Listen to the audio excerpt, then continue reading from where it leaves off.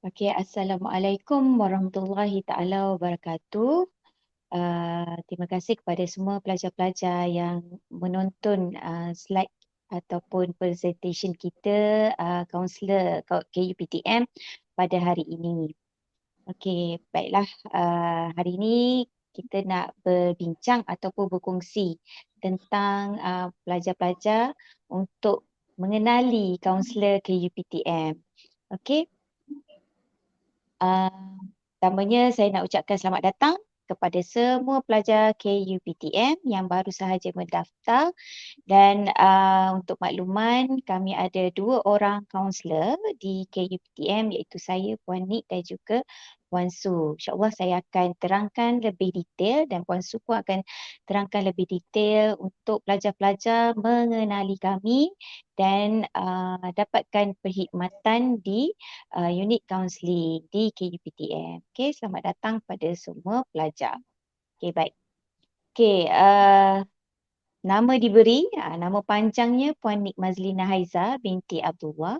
Pelajar-pelajar boleh panggil saya Puan Nik. Saya merupakan kaunselor kanan KUPTM. Dah berkhidmat di KUPTM dah 20 tahun ya. Lebih lama dari umur pelajar-pelajar di KUPTM yang baru masuk ni. Okey, baik. Saya merupakan kaunselor berdaftar, berlesen dengan Lembaga Kaunselor Malaysia. Nombor kaunselor berdaftar KB 02245 dan perakuan amalan PA 7101. So kalau kita nak dapatkan perkhidmatan kaunseling, pastikan kaunselor adalah kaunselor yang berdaftar, yang mempunyai lesen kaunselor yang telah didaftarkan dengan Lembaga Kaunselor Malaysia. Okay. Saya mendapat pendidikan sarjana muda sains kemanusiaan, psikologi UIAM dan meneruskan pengajian di peringkat master ataupun sarjana pendidikan dalam bidang kaunseling di universiti yang sama, UIAM juga. Okey, baik Puan Su, teruskan. Okey, hai, Assalamualaikum warahmatullahi wabarakatuh. Okay, saya teruskan. Saya adalah kaunselor di KUPTM. Nama diberi Puan Wan Suriana binti Wan Ibrahim. Saya telah berkhidmat di KUPTM ni sudah hampir, bukan hampir lah, memang sudah 10 tahun. Okey, seterusnya saya juga merupakan kaunselor berlesen dan berdaftar dengan Lembaga Kaunselor Malaysia. Nombor pendaftaran KB 03626 dan diperakukan amalan PA 2795. Okey. So saya merupakan pelajar ataupun alumni daripada UKM, iaitu saya ambil ijazah sarjana psikologi kaunseling. Itu master lah, okay, untuk degree ijazah sarjana muda kepujian psikologi di UKM juga. So dua-dua belajar di UKM lah. Alright, seteruskan dengan Puan ni. Okay. Okey, baik. Pelajar-pelajar mungkin tak tahu apa itu kaunseling. Kalau ada pelajar yang mungkin pernah mendapat perkhidmatan di sekolah, tapi ada juga yang tidak pernah dan tak tahu apa tu kaunseling, apa tugas kaunselor sebenarnya. Okey, kaunseling adalah satu proses pertolongan yang profesional yang bertujuan membantu individu. Individu yang dimaksudkan di sini adalah kalianlah pelajar-pelajar di KUPTM untuk faham tentang diri dan juga persekitaran. Kaunselor cuba mendengar dan memberi layanan yang baik dan memahami isu yang dihadapi oleh klien. Manakala klien memperihalkan isu, memahami dan mengambil tindakan mengurus isu yang dihadapi. Kaunselor menerima dan menghormati klien serta membina hubungan kemanusiaan yang positif. Di mana pelajar-pelajar boleh datang jumpa dengan kaunselor, kita akan ada satu perkhidmatan kaunseling secara profesional. Pelajar kena maklumlah apa penceritaan di situ dan kita sama-sama bincang dan daripada hasil daripada situ klien ataupun pelajar mendapat celik akal dan kita sebagai kaunselor akan facilitate atau memudah cara supaya pelajar mendapat satu keputusan ataupun datang satu idea macam mana nak selesaikan masalah. Untuk satu-satu sesi kaunseling ni dia bukanlah khidmat nasihat.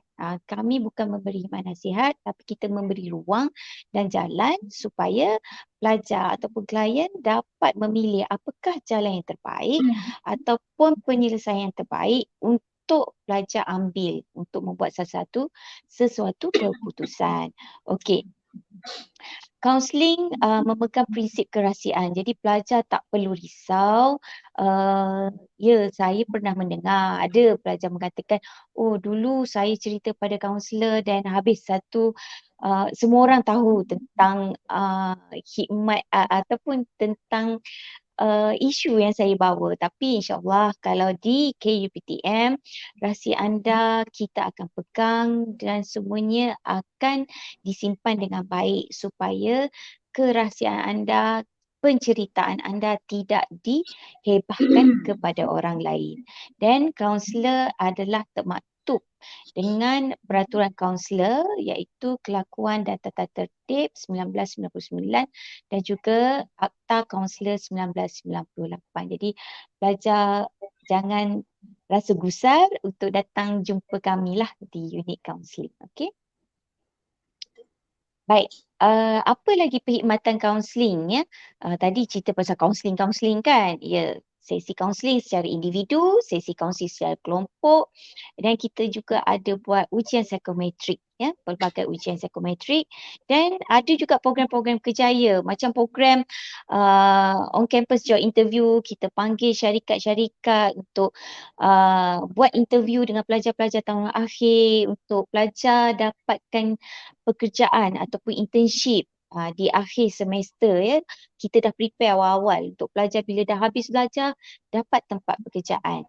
Okey, kita ada juga buat program-program motivasi untuk pelajar-pelajar yang mendapat keputusan yang agak kurang cemerlang. Namun begitu kita open juga, kita buka juga program-program motivasi ini kepada pelajar-pelajar yang mana yang berminat. Dan kita ada buat juga program kepimpinan kepada pelajar-pelajar dan seterusnya program kecemerlangan dan sahsiah diri. Alright. Dan kita ada ujian psikometrik. Tadi saya ada bagi tahu kan apa perkhidmatan yang kaunselor berikan di unit kaunseling. Kita ada psikometrik. Ujian psikometrik ni pelajar boleh datang, boleh buat ujian. Di antaranya inventory gaya bercerita, inventory personality. Mungkin nak tahu personality kita ni macam mana kan. Inventory minat kerjaya. Betul ke program yang saya buat ni? Kerjaya saya nak jadi apa kan, sesuai tak dengan personality kita ni. Alright. Dan selain daripada tu kita ada juga saringan minda sihat di mana pelajar boleh tahu keadaan minda, kesihatan mental dia, keadaan sekarang macam mana. And then kita ada juga back depression inventory. Jadi pelajar-pelajar boleh datang. Ujian-ujian ni kita bagi secara percuma sahaja. Boleh jumpa kaunselor dan kita boleh dapatkan terus jawapan pada hari yang pelajar-pelajar datang. Okey, baik. Okey, waktu pejabat kaunseling, sesi secara bersemuka Isnin hingga Jumaat 8 pagi hingga 5 petang boleh datang ke tingkat 2 pejabat kaunseling dan alumni. Dan kalau pelajar kata tak boleh datang lah, saya jauh lah kan, kita ada juga buat sesi secara online. Boleh hubungi kaunselor menerusi telefon ataupun WhatsApp, Google Meet dan lain-lain lah. Sekarang ada pelbagai kan, ada Zoom, ada macam-macam dan boleh berhubung secara online ya. Sama juga 8 pagi hingga 5 petang dari Isnin hingga Jumaat.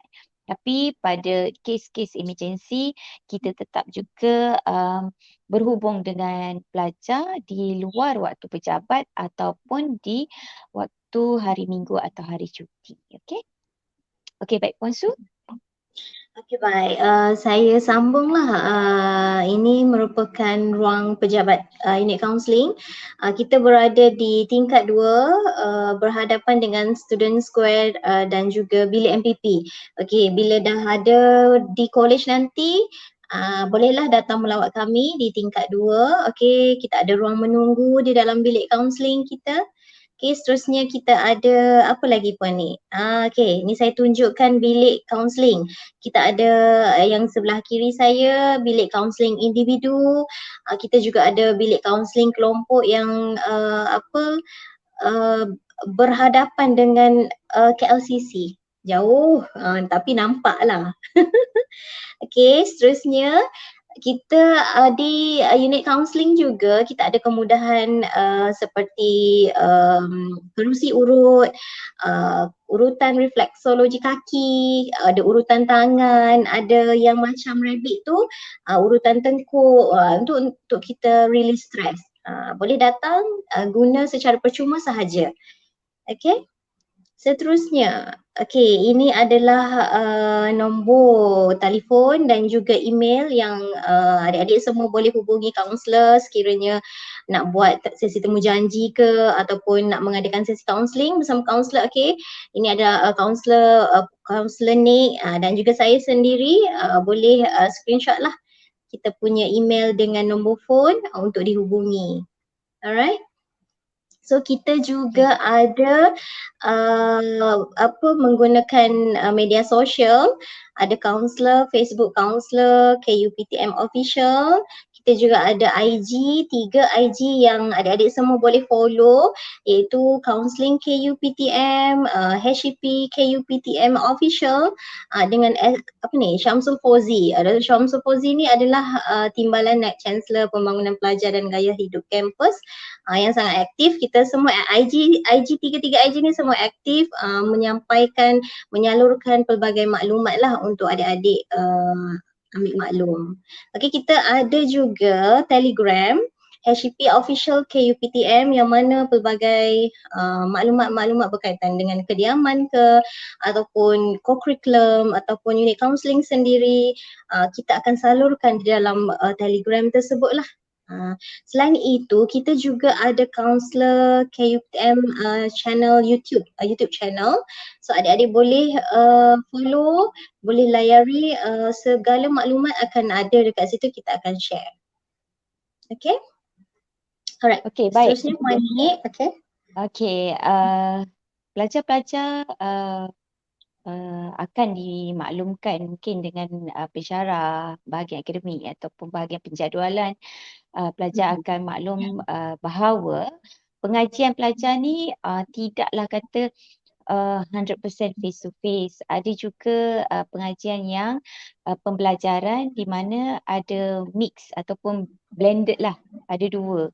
Ada mungkin dalam satu minggu tu pelajar ada pergi kelas secara face to face dengan pensyarah, tapi ada juga kelas yang secara online. Jadi pelajar mungkin berada di asrama, di rumah sewa ataupun berada di sekitar college sekalipun boleh menghadiri kelas secara online. Jadi bila kita kelas secara offline ke online ke, mestilah ada adab dan caranya. Jadi kita sarankan pelajar-pelajar untuk datang awal, tak kiralah datang ke college ataupun secara online, masuk awal 5 minit sekurang-kurangnya dah ready. Maksudnya kita ni nak menuntut ilmu kan, kita dah ready. Kalau dah datang kelas 5 minit, kalau pensyarah belum buka pintu sekalipun kita dah depan pintu. Kalau online pula pensyarah belum bagi link ataupun belum masuk lagi, kita dah ready dah depan komputer. Jadi maksudnya kita dah bersedia, okey. Dan berpakaian kemas mengikut tata cara yang telah ditetapkan oleh kolej ya. Kalau datang ke kolej ada tata cara dia. Kalau di rumah sekalipun janganlah pakai baju tidur kan, nak pergi kelas kita kena ready, semangat nak pergi kelas tu walaupun secara online namun berpakaianlah secara kemas ya. Janganlah tak berbaju dan sebagainya. Kalau yang perempuan tu bertudung elok kan. And then seterusnya adalah bersedia untuk belajar. Tak kira di mana kita berada, sama ada memang di kelas kita dah ready dah.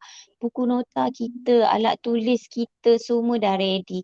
Bukan masa itulah nak pinjam, nak pinjam kawan dan sebagainya. Kalau di rumah ataupun di asrama pula dah ready dah buku nota, nak menulis ni, nak take note apa yang pensyarah kita maklumkan. Mungkin dia ada share slide, ialah kita boleh screenshot ataupun telah diedarkan. Mungkin ada juga maklumat yang pensyarah kita sampaikan yang di luar di luar daripada yang pensyarah share dalam slide. So kita boleh take note.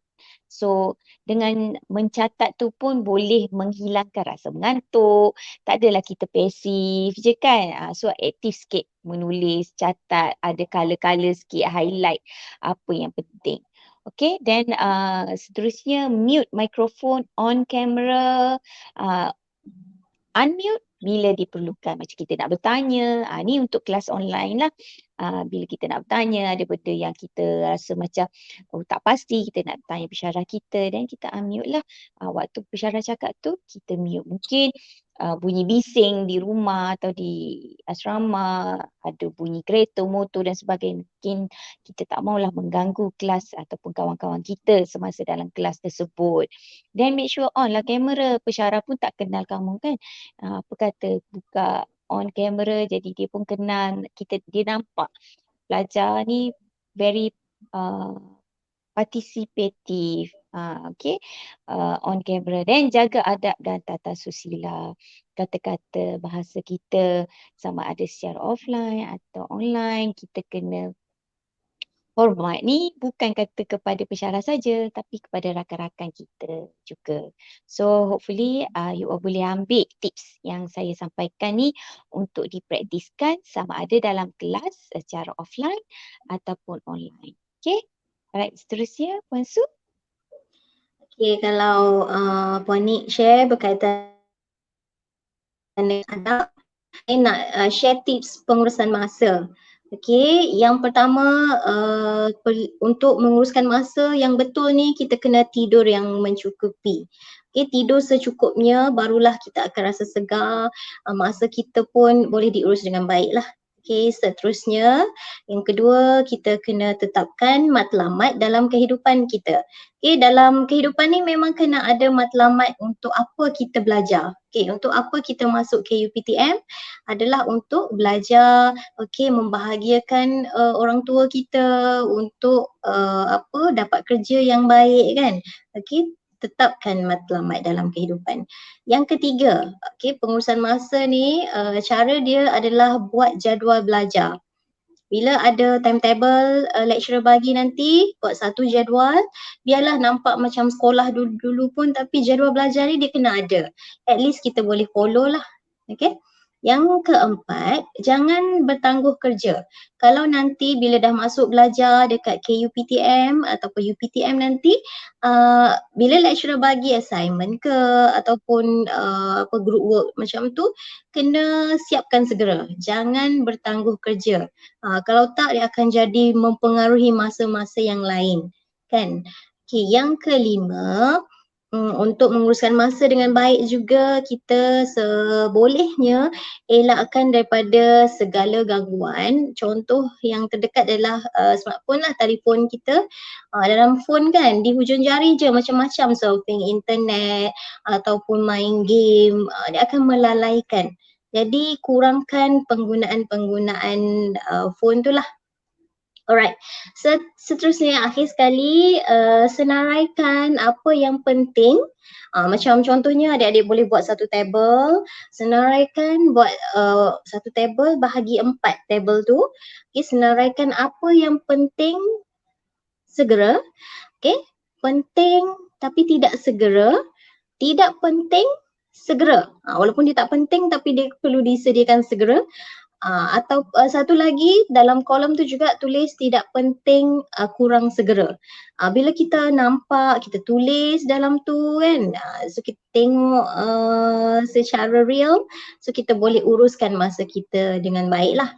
Okay, seandainya adik-adik rasa masih tak jelas ataupun tak kurang faham apa yang kita terangkan kat sini, bolehlah datang ke unit kaunseling tingkat 2 untuk penerangan yang lagi lanjut lah daripada pihak kaunselor. Okay, so itu sajalah daripada saya dan Puan Ni. Terima kasih dan selamat belajar. Okey, baiklah. Terima kasih kepada semua pelajar yang mendengar sesi taklimat ataupun kenali kaunselor KUPTM pada hari ini.